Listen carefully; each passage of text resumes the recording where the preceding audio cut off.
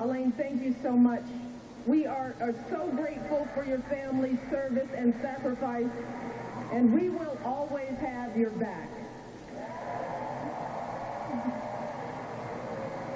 Over the past few years as First Lady, I have had the extraordinary privilege of traveling all across this country, and everywhere I've gone and the people I've met and the stories I've heard, I have seen the very best of the American spirit.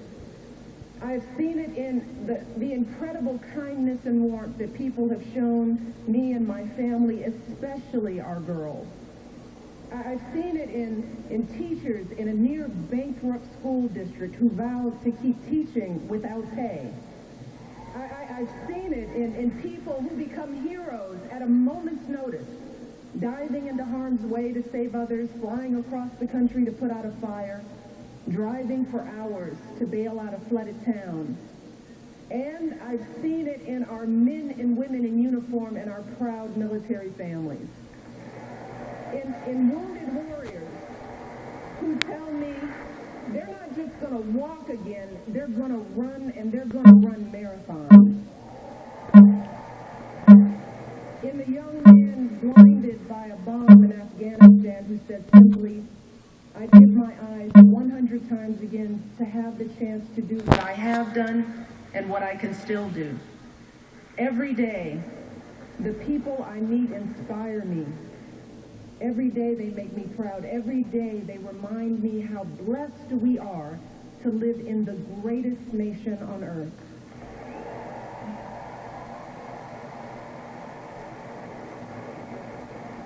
Serving as your First Lady is an honor and a privilege. But back when we first came together 4 years ago, I still have some concerns about this journey we've begun.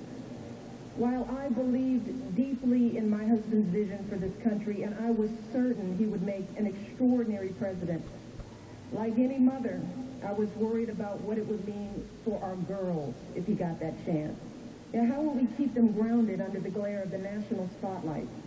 How would they feel being uprooted from their school, their friends, and the only home they'd ever known? See, our life before moving to Washington was filled with simple joy.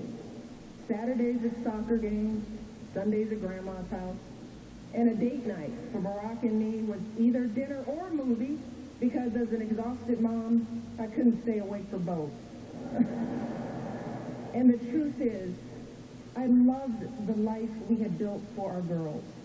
And I deeply loved the man I had built that life with. And I didn't want that to change as he became president.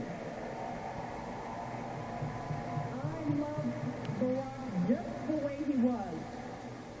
You see, even back then, when Barack was a senator and a presidential candidate, to me, he was still the guy who picked me up for our dates in a car that was so rusted out.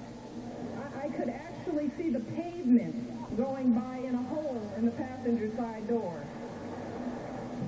He was the guy whose proudest possession was a coffee table he found in a dumpster, and whose only pair of decent shoes was a half size too small. But see, when Barack started telling me about his family, see, now that's when I knew I had found a kindred spirit, someone whose values and upbringing were so much like mine.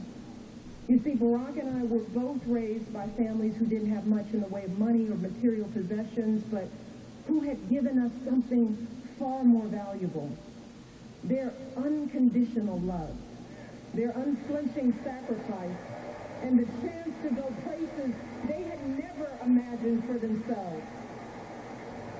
My father was a pump operator at the city water plant.